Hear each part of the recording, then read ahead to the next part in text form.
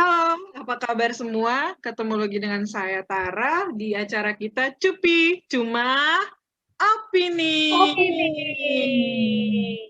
Halo teman-teman semua, apa kabar? Alhamdulillah baik. Alhamdulillah. Hari ini gue starnya banyak banget ini, sampai ada 4 yang biasanya ada 2 orang. Jadi gimana acara ini Alhamdulillah. semakin meningkat penontonnya ya. Amin. Alhamdulillah, semoga Amin. juga bermanfaat. Amin. Nah, saya perkenalan dulu ya dengan teman saya yang pertama, ada Vanda. Halo Vanda. Hai, nama aku Vanda. Halo Vanda. Ada teman saya satu lagi, ada Desi Surya. Halo, nama aku Desi. Ada Ayu. Halo, nama aku Ayu. Ada yang terakhir, last but not least, ada Rahma. Hai, namaku Rahma. Oke. Halo teman-teman semua, halo juga Rahma. Untuk semua teman-teman malam ini, kita mau membahas hari ini pembahasan yang agak-agak serius, tapi nggak serius. Dari pertemuan berikutnya, pertemuan sebelumnya kita ngebahas tentang Back to 90s dengan Desi, bintang tamu kita kemarin ya. Iya. Seru banget acaranya. Nah, untuk hari ini kita ngebahas yang lebih serius lagi. Karena awalnya cuma opini adalah untuk membahas cuma opini-opini yang masyarakat punya atau stigma-stigma masyarakat punya. Nah, kali ini nih kita mau ngebahas keresahan juga yang ada di masyarakat. Keresahannya itu tentang pandemi yang disebabkan oleh COVID-19. Untuk COVID-19-nya dan pandeminya semuanya sudah tahu pastinya ya kan tentang virus ini yang berawal dari Wuhan, Cina, terus datang ke Indonesia dan seluruh negara-negara lainnya yang terkena dampaknya juga. Nah, salah satu dampaknya dari pandemi ini adalah perbedaan gaya hidup, ya nggak sih teman-teman? Perbedaan gaya hidup, perbedaan cara kita berpikir juga pasti, karena kita syuting malam ini, Jumat malam ini, tepat tanggal 10 Oktober ya? Atau 9 Oktober nih? Ya, 9 Oktober. Tanggal berapa? Iya, jam 8 malam, Jumat. Kita mulai WFH itu di bulan Maret awal, yang kalau kita hitung kita masuk udah di bulan ke-8. Sukses menjalankan bekerja di rumah saja 8 bulan, stay at home 8 bulan di rumah. Alhamdulillah. Alhamdulillahirabbil alamin. Di 8 bulan ini pasti banyak sekali kejadian-kejadian atau perasaan-perasaan yang bikin resah gitu kan di rumah aja. Ya. Nah, yang mau diangkat malam ini adalah kata stres, teman-teman. Stres. Yang kita mau angkat malam ini adalah seputar stres. Nah, Tara mau ngasih tahu ke teman-teman semua tentang definisi stres itu dari sumber yang saya buka di sini, di psikologi.hore.com. Sebentar saya akan share ya teman-teman. Oke.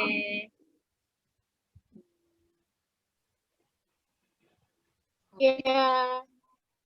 Yap. Nah, saya akan bacakan di sini ada definisi stres menurut para ahli dari alamatnya ini. Kita satu-satu baca ya. Dari Selye menyatakan definisi stres sebagai respon non-spesifik dari tubuh di setiap tuntutan. Kalau dari Robbins, menyatakan bahwa stres merupakan suatu kondisi yang menekan keadaan psikis seseorang dalam keadaan suatu kesempatan, di mana untuk mencapai kesempatan tersebut, terdapat batasan atau penghalang.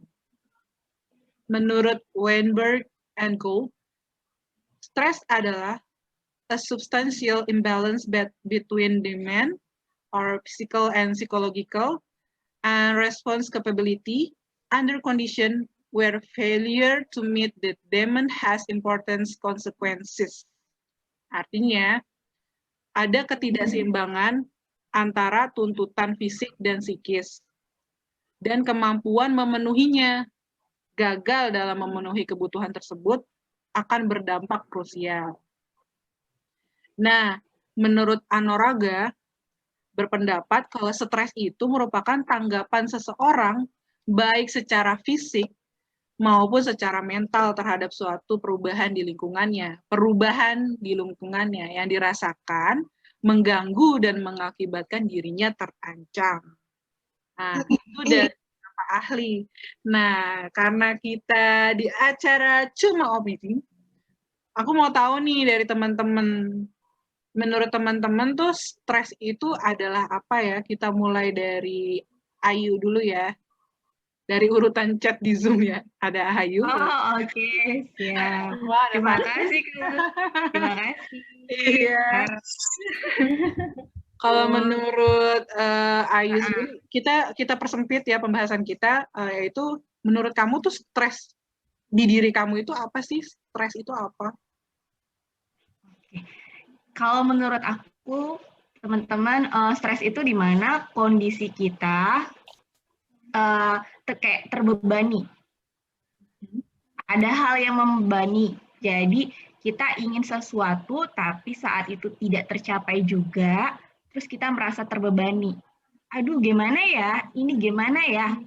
Gimana ya cara untuk bisa dapetin itu, tapi nggak dapet di saat itu juga yang kita ingini. Jadi merasa terbebani. Jadi stres itu ketika itu munculnya seperti itu menurut aku. Canggih sekali, terbebani. Terima kasih Ayu. Kita lanjut ke kontestan selanjutnya, ada Kakak Desi Surya. Oke, stres itu apa ya? Stres itu adalah sesuatu yang tidak menyenangkan. Iya lah ya, stres. Ya, benar, tidak menyenangkan. Nah, lalu apa namanya? Sebenarnya stres itu adalah membuat seseorang itu tertekan. Jadi dia sebenarnya menginginkan ya atau berharap bisa seperti yang dia inginkan, hampir sama kayaknya kayak Kayu ya. Tapi sesuatu itu tidak bisa terlaksana dikarenakan sesuatu hal, kondisi. Nah, itu dia rasakan sampai dia nggak bisa utarakan, terus dia pendam semuanya, ya lama-kelamaan jadilah stres itu. Karena tidak bisa tertuangkan rasa bercampur ya, rasa dia kecewa, rasa dia kok ini bisa berubah secara drastis gitu. Terus pokoknya suatu perubahan secara drastis yang tadinya nggak pernah diharapkan ya, yang tidak pernah dibayangkan, tiba-tiba itu terjadi dan dia kaget, lalu akhirnya dia merasa kok begini akhirnya, tapi nggak bisa dibicarakan, hanya dipendam saja, jadilah dia stres gitu, Kak Tara. Mantap Kak Desi. Mantap. Kita lanjut ke kontestan selanjutnya, Rahma. Ya, stres menurut aku itu adalah suatu keadaan di mana kalau aku udah nggak sanggup menghandle-nya. Jadi aku udah nggak sanggup nge-handle suatu hal, itu menurut aku itu stres. Karena ketika aku masih bisa handle, berarti semuanya fine-fine aja kan, harusnya. Nggak ada stres, gitu. Ketika aku udah nggak bisa nge-handle lagi sesuatu, itu stres menurut aku. Keren. Lanjut ya ke Fanda. Oke, menurut aku stres itu adalah kondisi ketika ada sesuatu keadaan atau keinginan kita yang terhambat. Yang tadi seperti kayak Kak Desi atau Kak Ali bilang. Tapi dalam hal ini bisa jadi stres itu munculnya dalam reaksi fisik, reaksi tubuh kita. Atau reaksi tubuh kita seperti apa. Misalnya jadi kayak lebih cemas nih, kepikiran sesuatu berulang, atau bisa jadi respon-respon apalagi ya selain cemas mungkin, atau bisa jadi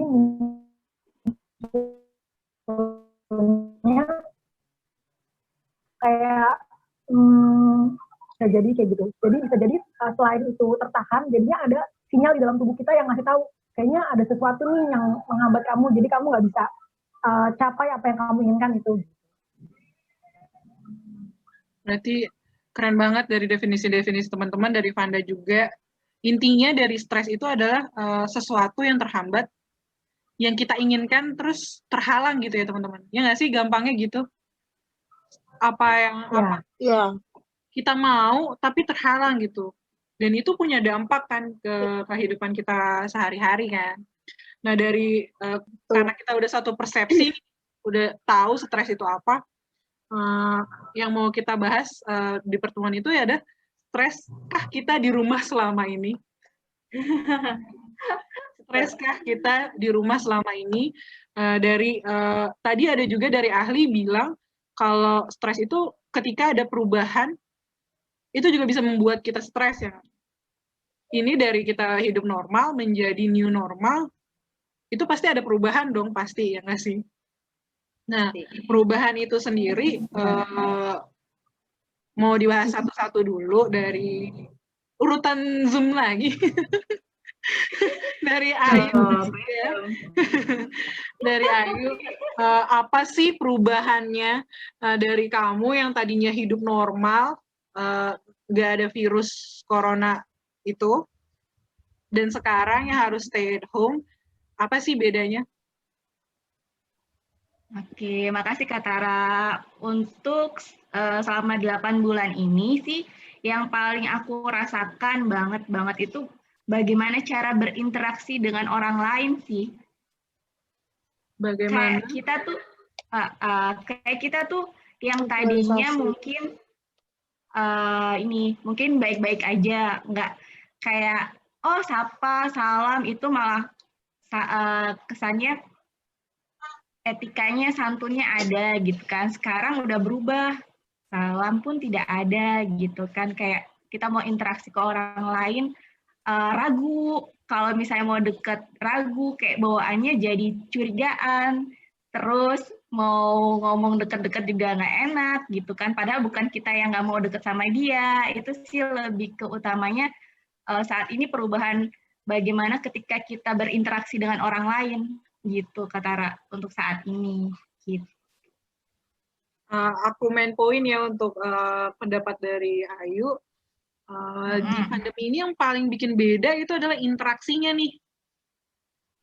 Itu obvious banget kan, kita ada physical distancing ya, kita stay at home dan kita nggak ketemu orangnya secara physically gitu ya, secara fisik itu kita nggak ketemu. Jadi impact-nya menurut kamu adalah interaksi. Interaksi kita dengan orang lain. Kalau untuk yang urutan kedua, Desi. Iya, terima kasih Kak Tara. Nah, kalau pengalaman pengalaman yang tidak menyenangkan di ini emang benar-benar ya, ini ada dua yang menjadi faktor. Pertama adalah sebenarnya orangnya paling suka itu cepet bosan ya. Jadi kalau misalnya di situ aja tuh rasanya itu membosankan sekali gitu. Nah, terus biasanya suka keluar gitu, beraktivitas bersama teman-teman, terus maupun kadang sendiri pun tidak apa-apa, yang pasti harusnya keluar dari tempat tersebut seharusnya. Nah, terus itu pertama yang terjadi pada saat pandemi ini. Yang kedua adalah karena orangnya panikan, dan paniknya ini sebenarnya sebelum jadi ada pandemi ya, ini udah ada dari dulu kayaknya. Nah, terus jadi udah ngayal yang aneh-aneh aja sih pada saat ada pandemi ini udah mulai masuk ke Indonesia, udah ada yang kena, gitu. Sedangkan di berita itu kan cepet ya. Nah, langsung tuh jadi kayak mikir, gimana nih kalau kena, kalau begini, pokoknya udah ngayal yang aneh-aneh tuh karena saking paniknya. Jadi udah perubahan kondisi ya. Nah, kondisi yang harusnya tadinya keluar ya kemana-mana, terus tiba-tiba enggak, kayak terkurung, jadi jatuhnya kayak merasa terkurung nih. Nah akhirnya ditambah panik ya kan, jadi di pandemi ini ternyata kena sindrom stres. Belum ke stresnya tapi baru di sindrom stres ya, yang akhirnya pengaruh nih ke lambung. Benar sekali tuh tadi kan sempat baca ya. Nah, jadi penyakit lambung dan sampai kena insomnia selama 3 hari 3 malam. Nah, ternyata pas diperiksa ke dokter ya itu salah satunya adalah pantesan nggak sembuh-sembuh ya ini lambungnya, ternyata emang stres, karena kalau udah stres tuh udah ngaluh deh. Nah, tapi alhamdulillah itu kan karena awal kaget kali ya, karena awal perubahan yang begitu drastis. Nah, akhirnya menyebabkan itu. Nah, lama-kelamaan sih pas kesini bisa cerita, karena itu kan merasa kurung ya, komunikasi nggak bisa gitu ya kan, kayaknya ngerasanya awal-awal tuh kayak berat gitu. Tapi pas kesini-sini ternyata udah mulai berinteraksi dengan teman, udah mulai bercerita, berbagi gitu ya. Nah, berbagi kisah, dan terus sayanya lama-kelamaan jadi, iya kenapa kemarin begitu ya gitu. Jadi kayak mikir lagi, kenapa kemarin begitu ya. Nah, kemarin begitu. Nah, terus habis itu akhirnya setelah itu ya udah sih, ayah kesininya alhamdulillah udah mulai baik jadinya. Jadi, Itu kata oh iya, terima kasih Desi. Intinya itu faktor dalam diri kamu sendiri ketika menghadapi pandemi ini ya. Faktor dari diri sendiri. Terus kamu pun menemukan tipsnya sendiri di situ. Gimana cara solve masalah-masalah kamu ketika ada di rumah di situ. Ya enggak? Kenapa Kak Tara? Udah langsung menemukan kunci jawaban dari masalah-masalah kamu itu sendiri, ternyata ada sebabnya itu adalah stres gitu ya. Akhirnya ketahuan deh, ketemu, terus dari itu bisa curhat sama teman, terus dikuatin juga sama orang-orang sekitar ya. Jadi dia ngapain kemarin kayak gitu. Tapi kan itu refleks ya dari keadaan itu gitu. Kaget biasa. Refleks. Makasih Desi. Kita lanjut dulu ya. Ke urutan nomor 3, Rahma. Bisa diulang Kak Tara tadi pertanyaannya? Apa perbedaannya kamu tuh di rumah yang dulu normal aja dengan sekarang yang di rumah aja yang which is sudah 8 bulan kita full di rumah aja dan di keluar tuh hanya keperluan aja gitu. Nah, apa sih perubahannya? Apa sih bedanya? Ya. Thank you. Jadi perbedaannya udah pasti adalah kebiasaan kita manusia sebagai makhluk sosial ya, tidak bisa dihilangkan itu kita tuh manusia makhluk sosial yang senang berinteraksi dengan orang-orang banyak gitu ya, bertemu, bicara, sharing, pembicaraan yang sharingnya dengan teman-teman, orang-orang terdekat, mungkin interaksinya terpenuhi juga saat pandemi ini lewat Zoom, lewat media-media yang memang udah makin canggih ini ya. Kita bisa ketemu, ini contohnya sekarang kita bisa ketemu di Zoom. Tapi kan tetap beda ya rasanya ketika kita ketemu langsung sama cuman ketemu lewat Zoom kayak gini gitu. Atau cuman telepon gitu. Itu sangat beda banget pasti rasanya ketika kita bisa ketemu langsung sama orang-orang yang kita deket, itu pasti beda gitu. Itu perbedaannya. Jadi yang aku rasakan adalah kita tuh sebagai manusia jadinya pada hakikatnya memang makhluk sosial yang harus berinteraksi secara langsung ya menurut aku. Jadi ada nilai yang lain ketika manusia itu berinteraksi secara langsung dan tidak langsung. Jadi ada bedanya. Kayak kita kalau di media sosial tuh pasti lebih rentan banyak miss-nya, ya nggak biasanya. Kalau berinteraksi lewat media sosial tuh biasanya lebih rentan banyak miss-nya, apalagi kalau chatting atau apa gitu. Nah, tapi kalau berinteraksi langsung, semuanya bisa dikonfirmasi saat itu juga, ya kan? Disampaikan juga saat itu juga. Kita bisa lihat ekspresinya, bisa lihat, bisa dengar suaranya langsung, bisa mengkonfirmasi berkali-kali maksudnya apa, gitu sih. Jadi maksud aku perbedaannya tuh sedikit tapi sangat signifikan, yaitu adalah interaksi sama kegiatan kita bersosialisasi. Karena pada hakikatnya kita makhluk sosial gitu, nggak bisa lepas dari yang namanya ketemu orang, seneng banget gitu kalau ketemu orang. Ya walaupun ada beberapa orang yang senangnya sendiri, ada. Cuman kan pada umumnya biasanya manusia tuh suka bertemu orang gitu. Nggak, misalnya kita anggap seminggu 2 minggu aja kita di rumah aja sama sekali, nggak ada media sosial nih. Kita bener-bener yang nggak pakai handphone, nggak pakai gadget. Kita bener-bener di rumah aja, pasti stres juga kan gitu. Jadi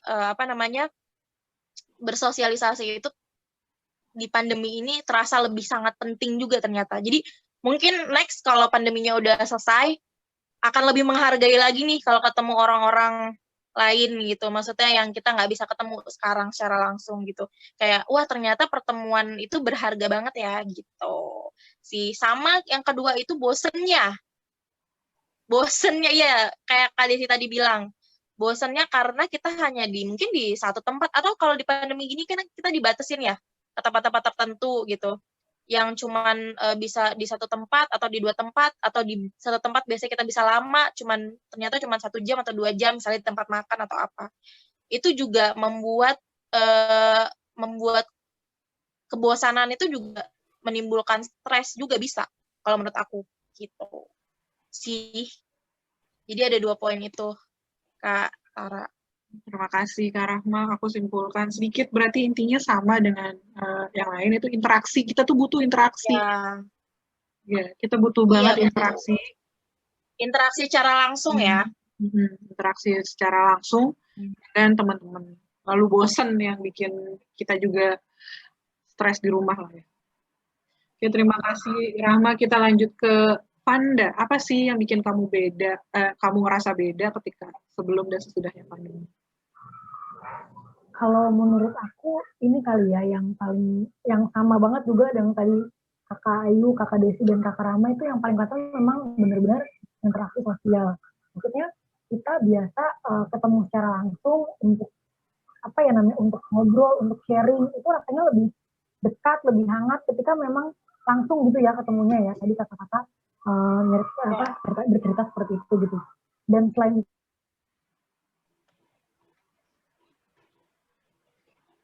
aku juga ngerasa ini loh jadi kan biasanya kita udah ada sistem nih dari pagi, sistem nih jam segini kita berangkat sampai jam berapa keluar gitu kan. Dengan adanya sekarang kita banyak di rumah, terus juga mungkin kayak kuliah, sekolah atau kerja kan sekarang dari rumah.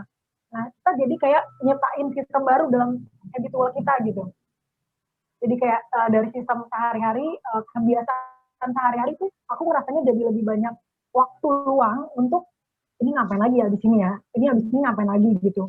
Nah itu tuh bagusnya adalah kalau dari aku, kita jadi punya explore diri sendiri lebih banyak.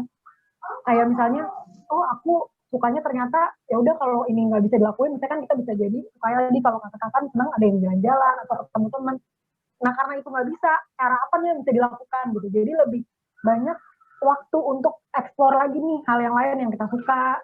Terus mengenali yang tadinya mungkin kita selama nggak pandemi kita ya udah itu kayak udah sistem aja abis ini gitu. Nah sekarang aku ngerasa kayak lebih mengenal, oh aku ternyata orangnya begini gitu, mengenali sendiri, mengenal habitual dan kebiasaan yang baru gitu ya. Aku ngerasanya yang paling beda kayak gitu Kak Tara. Mengenal habit baru. Jadi sebelum ini tuh kamu jadi spend waktunya tuh lebih banyak banget sekarang, dan itu bikin kamu menemukan diri kamu sendiri gitu, perubahannya gitu. Iya betul. Ya, lebih kenal. Dari Ayu, Rahma, Panda, sama Desi, menurut kamu perubahan-perubahan tadi itu secara pribadi ada nggak yang membuat kalian tuh stres? Pasti ada dong. Apa nggak ada? Satu dari seluruh banyak alasan, ada nggak yang membuat kamu tuh stres dari arti yang udah kita buat tadi, yaitu keinginan dan penghalang? Dari Ayu dulu, ada nggak di diri kamu sendiri itu yang membuat stres? Oke, baik. Terima kasih Kak Tara. Nggak diacak lagi nih Kak Tara Oh, diacak ya? dari pertama. Iya. Ya gitu kalau absen paling depan dari SD gitu kan pasti yang A dulu. Iya. Tapi nggak apa-apa deh, nggak apa-apa nanti biar nggak bosen Kak Tara. Iya, Kan iya, tadi iya. ada bosen kan. Nah, Iya, iya. nggak apa untuk saat ini aku yang bikin stres Kak Tara sebenarnya ini sih dari faktor diri aku sendiri ya. Jadi ketika bertemu dengan orang lain itu bawaannya curigaan. Apakah dia terkena? Apakah dia pembawa? Sebenarnya itu jadi balik lagi ke diri aku sendiri sebenarnya. Jadi tiba-tiba seuzon aja bawaannya dengan orang lain. Padahal kan belum tentu orang lain itu bersalah gitu kan. Tapi kan virus ini kan nggak tahu seperti apa, gimana gitu kan. Jadi bawaannya stres. Aduh, ini orang ini mau datang, orang ini lewat. Jadi curigaan gitu bawaannya gitu sih. Lebih ke situ stresnya ketika akhirnya mau keluar aja takut gitu. Orang lewat doang, dia lewat aja gitu kan. Jadi bawaannya curiga, dia tadi habis dari mana ya? Cuci tangan nggak ya? Ketemu siapa ya? Gitu. Jadi lebih ke stresnya jadi bawain lebih ke suuzon sama orang. Jadi kita mikir, aduh, ngapain sih ketemu orang gitu. Padahal kan itu sebenarnya benar tuh tadi kata Kak Rahma kalau kita itu adalah makhluk sosial yang memang perlu interaksi dengan orang lain, tapi jadi bikin stresnya karena kita curigaan sendiri gitu. Gitu Kak Tara. Dari Terima kasih Ayu. Kami. Kalau dari Desi ada apa tidak? Iya. Tadi sebenarnya hampir sama sama Kayu, tapi ada ini sih yang pertama, yang paling di ini adalah ternyata pada saat mengalami stres itu bahkan ketemu nih, oh ternyata belum siap menerima suatu keadaan. Jadi itu sih sebenarnya terus belum bisa menerima suatu keadaan, perubahan keadaan yang apa namanya, yang menurut kita itu akan membahayakan atau itu sangat beda dari yang sebelumnya ya. Nah itu jadi salah satunya dia belum menerima keadaan. Jadi kalau misalnya kita udah menerima keadaan, pasrah nih, ya ini semua udah takdir misalnya ya, takdirnya dari Allah SWT. Toh ada juga yang kena, ada juga yang enggak kan. Nah semuanya kan emang udah takdir nih siapa yang ini. Kenapa harus khawatir? Kesini-sini nih setelah apa namanya bisa ngobrol bareng gitu sama teman-teman. Dulu kan awal-awal itu ada, kita sempet kayak kehidupan tuh kayak nge-freeze gitu, tiba-tiba nge-freeze gitu. Wah kayak nggak bisa gimana. Kita kan belum ngehits banget saat itu, kayak Zoom, Jimit itu kan belum ngehits pada awal terjadinya pandemi nih ya kan. Belum ada nih kita kayak begini. Nah terus jadi perubahan itu yang akhirnya membuat kita nggak menerima keadaan seperti itu yang sebenarnya harus kita hadapi gitu ya. Itu tuh awalnya jadinya membuat stres dan ya itu tadi panik, semua serba panik, khawatir ya, takut gitu. Nah, padahal kembali kepada Allah ya.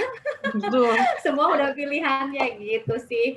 Jadi itu kata Ra, jadi belum siap diri kayaknya menerima suatu perubahan atau keadaan. Jadi ada gitu jawabannya ya, ada yang membuat stres. Kita lanjut ke Rahma. Ada nggak? Saya terdengar suaranya? Sudah. Iya. Iya, sudah terdengar ya? Sudah. Iya, kurang lebih sama. Iya, kurang lebih sama intinya. Karena mungkin banyak waktu yang dihabiskan di rumah, akhirnya banyak apa ya, berantemnya sama diri sendiri justru. Gitu, berantemnya sama diri sendiri, sama pemikiran sendiri biasanya. Apa namanya, berpikiran negatif jadinya gitu. Jadi bukan awalnya memang gitu, sama kayak Kak Desi, namanya manusia ya, manusia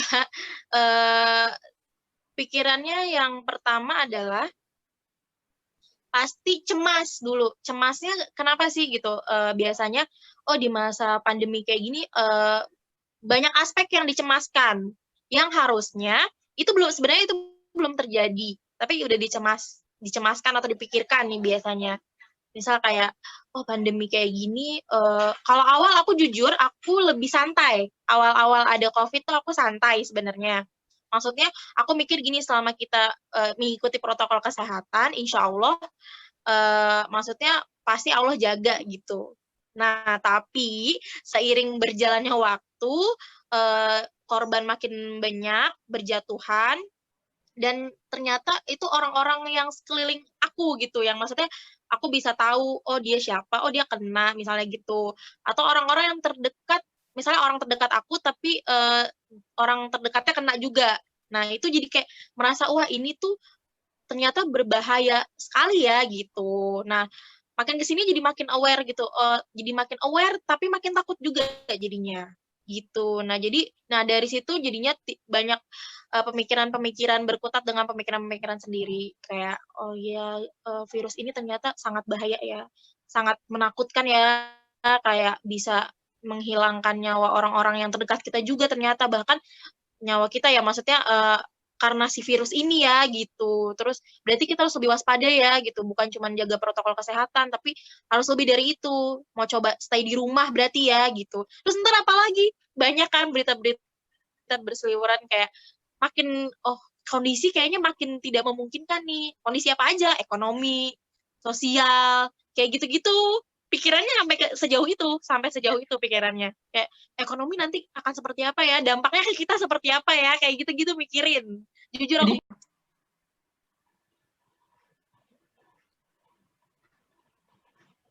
Ya, boleh Kak Rahma lanjutin. Oke. Gimana kalau udah tahun depan? Aku nge-freeze. Sampai di tahun depan tadi. Rahma?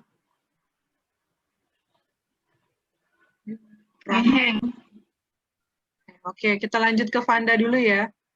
Vanda, gimana kalau bedanya kamu yang dulu sebelum pandemi dan sekarang ada perubahannya?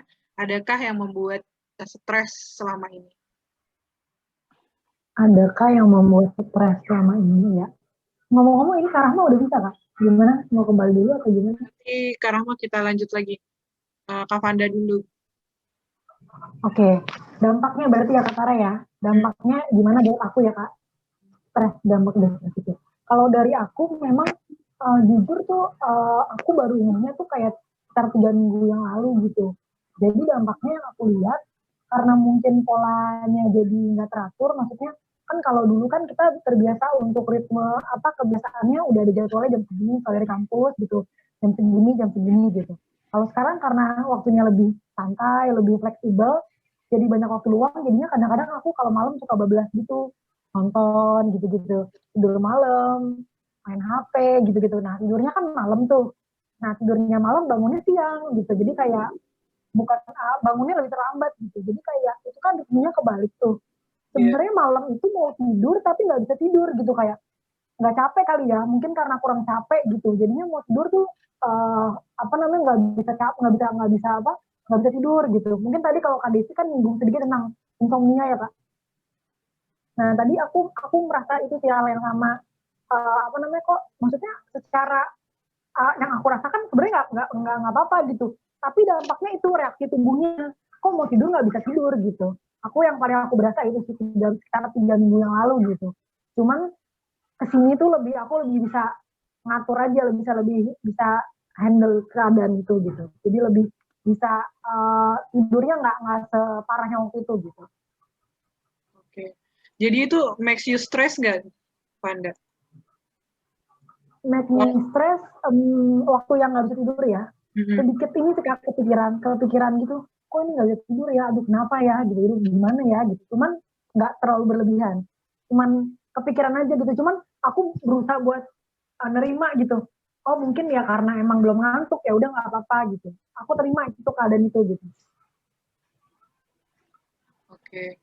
Terima kasih Vanda. Tapi di situ ada lah celahnya untuk kamu. Ini kayaknya something yang beda. Iya, something different. Terus Rahma udah kembali. Rahma sudah kembali. Oke, masih belum. Kalau belum kita lanjut lagi ya. Berarti kita sepakat ya. Aku pun juga gitu sama selama pandemi ini ada yang membuat aku stres pastinya ya. Nah, di sini tuh aku mau share satu artikel yang ada sumbernya juga dari Alo Dokter. Kalau stres itu sendiri tuh banyak dampaknya yang nggak baik sebenarnya. Apalagi kalau berkepanjangan ya, stres yang berkepanjangan ya. Itu bisa kita lihat di sini ada sakit kepala, diabetes, tekanan darah tinggi. Kan kayaknya itu nggak mungkin lah, kita masih muda ya kan. Nah, gangguan tidur itu juga termasuk stres ternyata. Gangguan tidur, stroke, obesitas. Ya ampun, berat badan pasti naik banget setelah 8 bulan di rumah ini. Ya, tanya 5 kilo ke atas tuh ada kali. Asma, depresi, penuaan dini, mudah terinfeksi. Nah, ini dia nih yang bahaya, mudah terinfeksi kalau kita stres. Padahal sekarang kan kita tahu sendiri kan, banyak banget virus yang ada gitu. Jadi kayaknya bahaya banget kalau kita dapat stres ini gitu. Benar nggak teman-teman? Benar. Wah, Rahma udah mulai lagi nih. Ya, dan selanjutnya. Halo. Nah, saya pindah ya dari sini kan nggak mungkin dong kita mau terus-terusan aja. Mungkin yang kita rasain stresnya cuma sedikit sekarang. Tapi kan kita nggak tahu nih pandemi itu sampai kapan. Nah, di sini aku ketemu lagi di link berikutnya dari kompas.com. Ya. Apa sih yang harus kita lakuin? Udah kelihatan belum di teman-teman? Udah ada. Ada ya. Abaikan iklan-iklannya karena saya ngelihatnya dari kompas.com-nya langsung ya. Nih kan 10 cara mengatasi stres akibat pandemi yang tak kunjung usai. Nah, ini sekarang saya mau ngasih pertanyaan-pertanyaan ini. Pertanyaannya, sudahkah kita melakukan ini atau belum? Oke. Udah belum kita ngelakuin ini? Kalau udah, dampaknya oke nggak nih? Gitu. Ya. Yang pertama adalah mengambil kendali. Menurut Dr. Albers, manusia pada dasarnya suka ketika mereka memiliki kontrol atas sesuatu. Kita memang tidak memiliki tongkat ajaib untuk bisa melenyapkan virus corona dalam sekejap. Tapi kita bisa fokus pada hal-hal di mana kita bisa memiliki kendali atas hal tersebut. Iya, benar. Kita nggak punya kendali kan ya di virus ini. Tak perlu muluk-muluk bahwa hal itu bisa merupakan kegiatan sederhana seperti pada jam berapa kita pergi tidur setiap malam.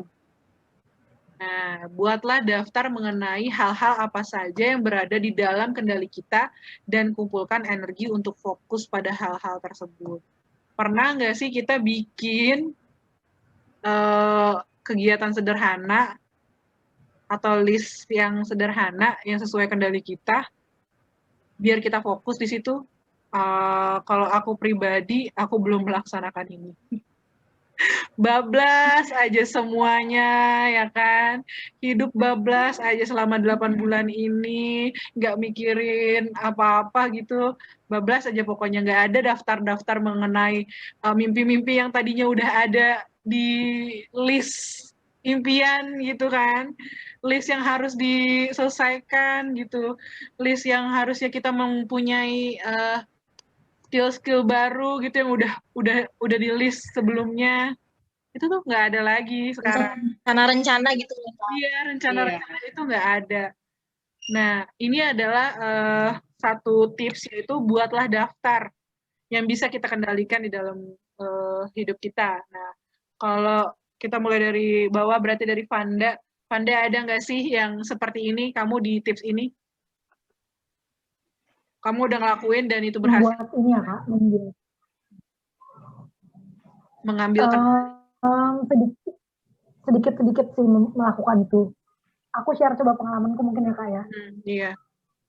Jadi kalau dulu aku itu memang anaknya sangat-sangat bebas. Jadi kayak ya udah mengalir begitu aja gitu, benar-benar semua nggak pernah buat jadwal gitu-gitu tuh aku anaknya sangat bebas aja gitu, let it flow lah gitu. Nah kalau sekarang selama pandemi, let it flow ya, selama pandemi ini aku mengenali kalau misalnya kelihatannya memang betul tuh buat list itu kelihatannya salah satu cara yang bisa dilakukan supaya kita bisa track apa yang udah kita lakukan gitu. Akhirnya di selama pandemi ini aku coba nih ngebikin list itu yang sederhana-sederhana aja gitu Kak. Tapi memang mungkin tiap orang berbeda-beda pembuatannya atau mungkin cara dia menghadapi hari itu tuh sangat berbeda-beda setiap orangnya. Kalau aku pribadi akhirnya dari yang benar-benar bebas gitu akhirnya aku coba bikin yang sederhana-sederhana gitu. Mungkin bisa jadi share juga buat teman-teman semuanya, buat kakak-kakak juga. Jadi kalau yang aku baca itu kan kalau manusia itu terdiri dari beberapa aspek komponen ya, misalnya fisik, kemudian ada emosional atau mental, kemudian spiritual, kemudian ada mungkin kognitif mungkin ya cara berpikir. Nah, aku coba bikin list itu sehari-hari. Aku list nih misalnya fisik. Fisik itu apa nih yang aku bisa lakukan? Misalnya olahraga 5 menit kayak gitu. Terus aku jadi mental, terus itu bagian olahraga ya. Bagian fisik, bagian fisik sesederhana nulis gitu olahraga 5 menit. Terus misalnya fisik lain misalnya kerimbat misalnya gitu. Kerimbat, nah itu bagian fisik ya. Kerimbat 5 menit. Aku catat kayak gitu. Di hari itu aku ngapain sih gitu. Itu bagian fisik. Kemudian kalau bagian emosional misalnya kayak sederhana buat nonton yang kita suka gitu, channel yang kita suka, film yang kita suka gitu, aku tulis di situ. Spiritual misalnya kayak kita hari ini baca apa gitu, baca doa apa gitu, aku tulis di situ.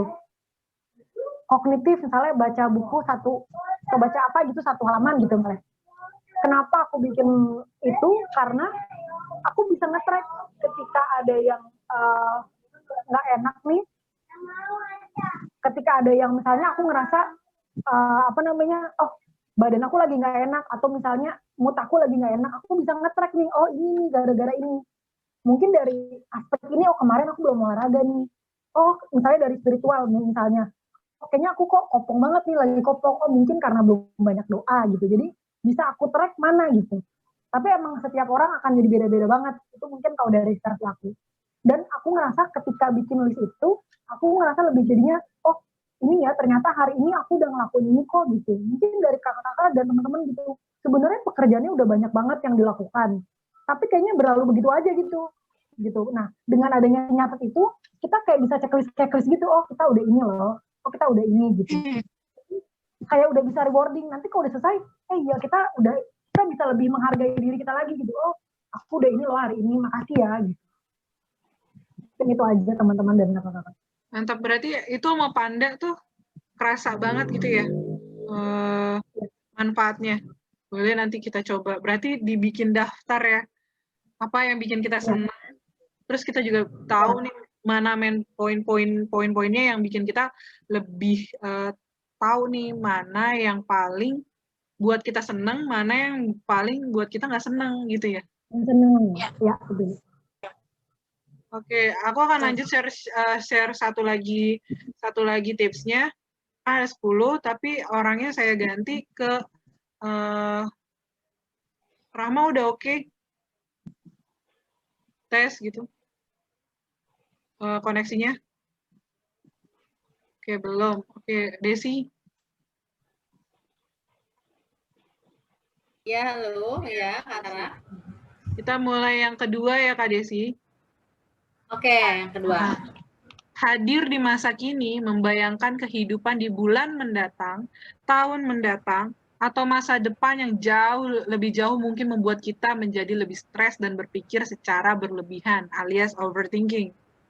Oleh karena itu, cobalah meluangkan waktu dan melakukan praktik kesadaran. Buatlah dirimu lebih sadar dan fokus pada masa kini. Nikmati dan rasakan apa yang kamu lakukan saat ini. Kalau ini teorinya mindfulness, bukan Kak Vanda? Betul kan Ara? Ya, Hadir pada saat ini. ya, hadir di masa kini. Nah, ini ada lanjutannya kalau bisa. Mindfulness. Ya, namanya mindfulness, yaitu kamu harus fokus kesadarannya di saat ini. Gitu. Jangan overthinking. Nah, ini udah pernah kamu lakuin belum, Kak Desi? Udah ada manfaatnya belum? Kalau belum nggak apa-apa. Kalau misalnya sudah, boleh diceritakan. Ya. Kalau yang itu sih sudah ya, setelah apa namanya, awalnya kan emang overthinking banget ya, nanti harus begini, nanti gimana ya, ke depannya akan gimana nih, gitu. Awalnya emang begitu tuh. Nah, tapi akhirnya muncul nih, beberapa bulan kemudian muncul dalam diri sendiri, ngapain memikirkan sesuatu yang sebenarnya kita nggak tahu itu akan terjadi sama kita atau tidak gitu ya. Nah, akhirnya kenapa kita nggak fokus sama keadaan sekarang, gimana cara mengatasinya, terus kita harus bisa menerima semua keadaan ini. Nah, itu sih udah dicoba kata, dan alhamdulillahnya sangat pengaruh besar sih sama akhirnya sama keadaan kita selanjutnya gitu. Kalau kemarin itu kan kayak ngerasanya berlebihan ya, dirasa berlebihan ya, kenapa nanti akan begini ya, kita ngapain mikirin itu, kita aja nggak tahu gitu ya kedepannya akan seperti apa. Nah, jadi ya udah, yang sekarang sedang terjadi di apa namanya di berjalan saja gitu ya, yang pasti sesuai mengikuti aturan-aturan yang yang harus diterapkan gitu. Iya, udah pernah nyoba Dan itu it works, maksudnya terbukti kalau itu berguna untuk kamu. Berguna. Ya, nanti kita coba. Berarti itu kita harus mikirin fokus sekarang nih, nggak usah mikirin ya, nanti. Dulu gitu. Kita nggak tahu itu. Karena itu rahasia ilahi. Rahasia ilahi. Oke, ini ya Kak, saya mau bacain yang ketiga, tipsnya yang ketiga. Ini untuk Rahma udah oke? Tes gitu. Tes. Okay, bagus. Udah kedengeran belum? Bagus. Saya bacakan yang ketiga ya. Kalau pernah menjalani atau pernah punya pengalaman, boleh diceritain. Berhenti membandingkan. Banyak orang-orang merasakan sedih karena memikirkan apa saja yang telah hilang. Hari-hari penuh rapat virtual tentu tidak sama dengan tahun lalu, di mana kita bisa berpesta dan makan-makan bersama orang-orang tercinta. Menghabiskan waktu liburan dan menginap bersama pasangan mungkin tidak semenyenangkan sebelumnya. Bagi yang belum punya pasangan, jangan sedih. Iya. Sayangnya, memikirkan apa yang hilang dan sudah tidak kita miliki dalam hidup akan membuat kita tidak melihat hal-hal baik dalam hidup kita. Beberapa rasa sedih yang kita rasakan mungkin ada karena kita membandingkan masa depan dengan masa lalu. Jika kamu hanya melihat apa yang terjadi hari ini, kamu mungkin menyadari bahwa hidupmu tidak seburuk apa yang dipikirkan. Itu kata Dr. Albers. Nah, kamu pernah ngerasain ini apa tidak, pengalamannya Rahma? Membandingkan diri kamu yang dulu dengan sekarang dengan yang mana? Semua manusia pasti pernah ngerasain ya, kata Raya. Tapi mungkin konteksnya berbeda-beda gitu. Memang pasti COVID ini untuk semua orang itu membuat keadaan jadi berbalik gitu. Sangat berbeda gitu, maksudnya sangat berbeda gitu. Nah, dan apa yang udah kita lalui tahun kemarin itu juga pasti beda-beda kan setiap orang gitu. Nah, tapi kalau untuk aku sendiri memang jauh berbeda gitu. Keadaan sekarang dengan keadaan kemarin itu jauh berbeda gitu. Nah, pertanyaannya bagaimana cara berhenti membandingkan itu tadi kan? Udah pernah kamu lakuin sebelumnya apa belum? Oke. aku berusaha melakukan itu.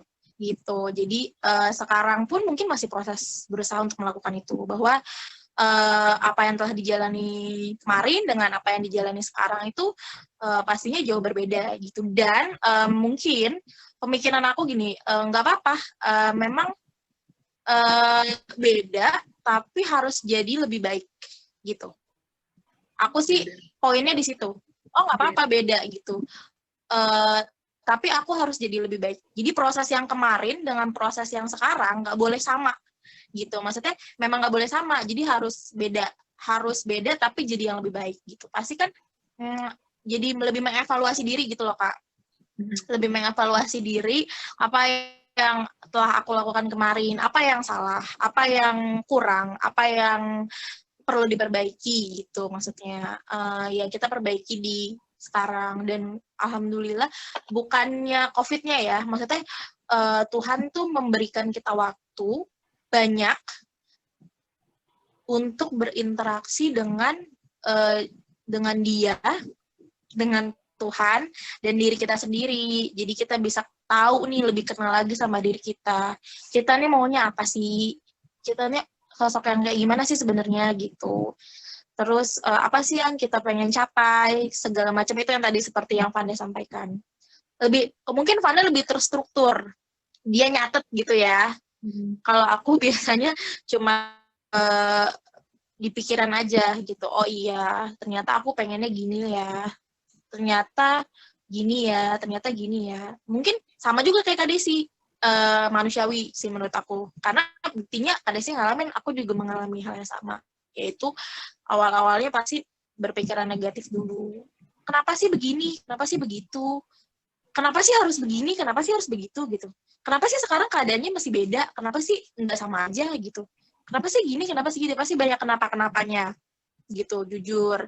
Tapi kan ya itu, kita diberikan akal untuk berpikir kan gitu. Nah, lama-lama berpikir bahwa oh ya gitu, maksudnya hidup tuh nggak bisa selalu sesuai kehendak kita, ya kan?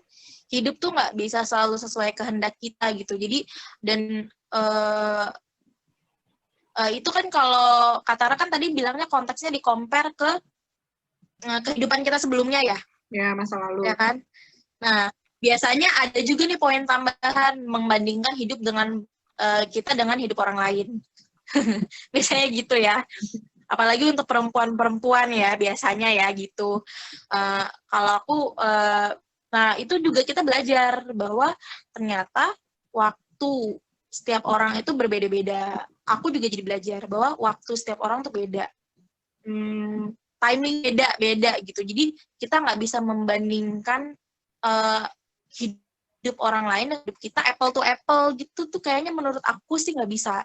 Karena waktunya beda-beda. Jadi kayak bisa jadi buat aku sekarang adalah waktu yang tepat, tapi belum tentu buat yang lain itu adalah waktu yang tepat gitu. Jadi kayak berhenti membandingkan apapun itu situasinya. Kayak mengambil hikmah aja sih bahwa ya udah, semuanya pasti akan jadi lebih baik dan jadi diri sendiri sih. Jadi jelas apa yang kita mau, jadi berhenti membandingkan dengan segala situasinya, apalah gitu sih menurut aku, dari aku gitu. Keren banget, super, dari Rahmat.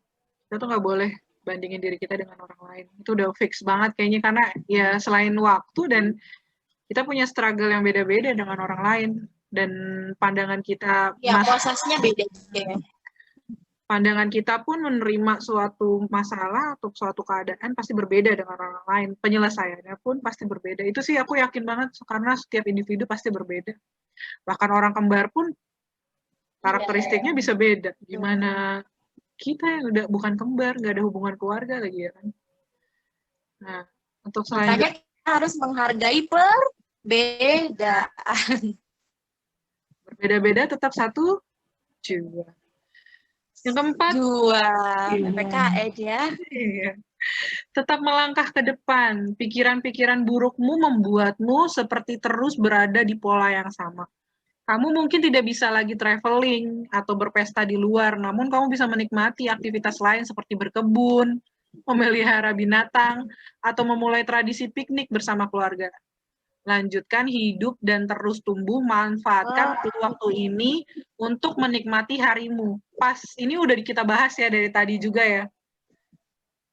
Ini adalah waktu, kalau Rahma bilang tadi, ini adalah waktu untuk kita menikmati kita, mengenal diri kita sendiri, sama kita lebih dekat sama Tuhan, gitu kan. Nah, memberi jeda. Pandemi membuat kita semua memiliki banyak rutinitas baru, seperti membiasakan diri menggunakan masker hampir di semua tempat, rajin mencuci tangan dan memakai hand sanitizer, bekerja dari rumah, hingga menemukan cara-cara baru untuk terhubung dengan keluarga dan teman-teman dari jarak jauh. Mengubah kebiasaan-kebiasaan lama menjadi kebiasaan baru adalah hal yang melelahkan, jadi berikan otakmu waktu istirahat dengan menjadikannya sebuah rutinitas sesuai yang kamu bisa. Misalnya dengan tetap menggunakan masker di dalam mobil, kamu tidak perlu mencari-carinya ketika keluar dari mobil. Hal lainnya adalah menetapkan jadwal belanja rumah tangga rutin secara otomatis sehingga kamu tidak perlu khawatir kekurangan pasokan. Atau kamu bisa juga menetapkan salah satu dari hari sebagai waktu makan makanan kesukaan. Menjadikan kebiasaan-kebiasaan baru sebagai rutinitas akan mengurangi beban mental untuk diri kita. Wah, ini kayaknya tadi nyambung deh sama rutinitas yang diomongin Vanda, iya nggak, Pak? Yang kamu bilang rutinitas itu harusnya biasanya ke kantor jam sekian, sekarang pandemi nggak ada lagi. Nah, itu menjadikan kebiasaan-kebiasaan baru yang kita punya sekarang itu sebagai rutinitas. Keren juga ya tipsnya. Boleh dicoba berarti nanti ya.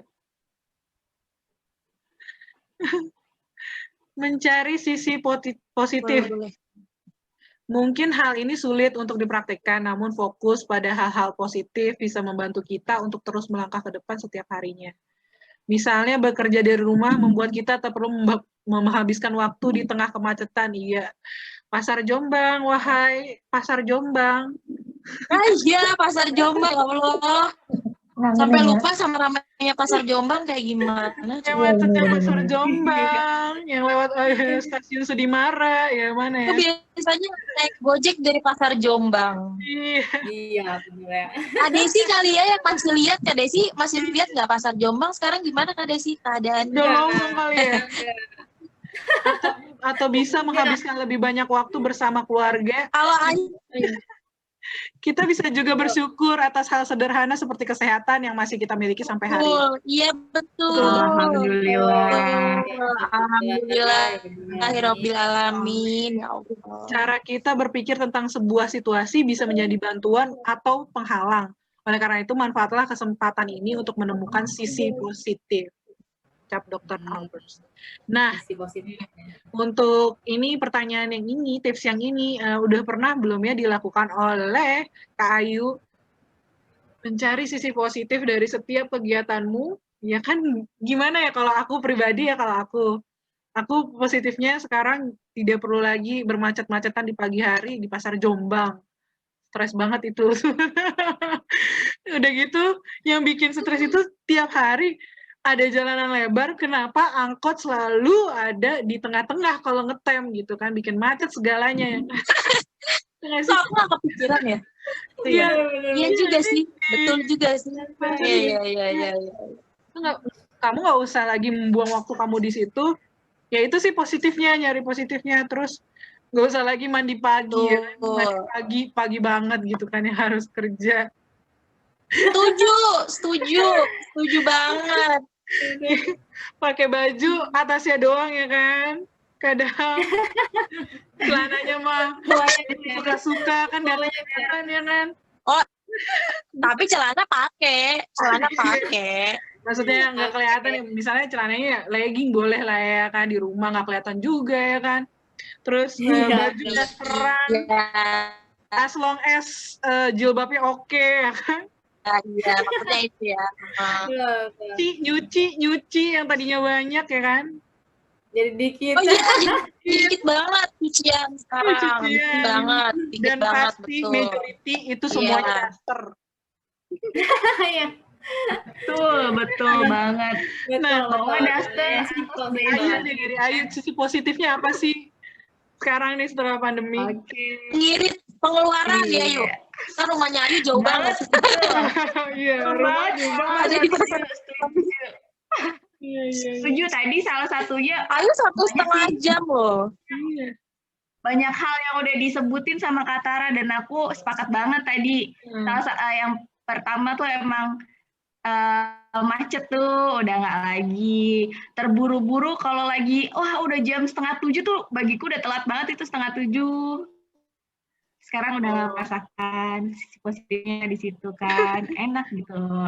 Sama banget Lebih sama efisien Kak ya. Tara. Lebih efisien ya. Kamu kayak nggak Iya. ngeluarin waktu untuk hal-hal yang nggak efisien lagi gitu. Untuk macet-macetan, untuk mandi, atau untuk sekedar dandan. Itu udah efisien. Iya. Karena kemacetan itu kan bisa menimbulkan kalau buat negara tuh dia bisa menimbulkan kerugian berapa triliun gitu kan. Iya. Kalau macet berapa jam aja. Dan langit lagi lebih biru nggak sih? Banget. Langit lebih biru. Langit. Oh, ada lagunya tuh Kak Tara. Bagaikan langit. Di sore hari. Langit lebih biru ya. Gimana Kak Desi? Mana Kak Desi? Berwarna biru. Sebiru hatiku. Iya. Bentar lagi karaokean ya. Nah, aku lanjut lagi ya. Yang ketujuh tipsnya ada terhubung. Iya. Untuk banyak orang, salah satunya terberat dari pandemi, kehilangan relasi sosial. Ini bener banget dari tadi kita udah ngomongin dari awal ya nggak sih? Tentang interaksi. Dan kalau Rahma bilangnya kita tuh makhluk sosial. Nah, dan ini juga disebutin juga kita makhluk sosial yang tinggal di lingkungan sosial. Nah, kita harus tetap menemukan cara untuk memenuhi kebutuhan sosial kita. Nah, ini lewat Zoom ini nih, kita ngobrol ini juga menurut aku adalah salah satu cara untuk menyampaikan aspirasi, ngobrol. Apalagi kita cewek ya, pengennya ngomong mulu ya kan? Iya, sharing. Yang ke-8 adalah temukan cara baru menghilangkan stres.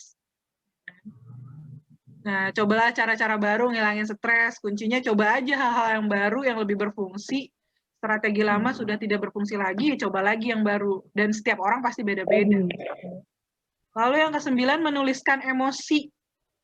Oh, kamu punya perasaan stres, sedih, frustasi saat ini, maka kamu bisa cari teman yang memiliki perasaan yang sama untuk membicarakannya bersama. Oh, kita banget.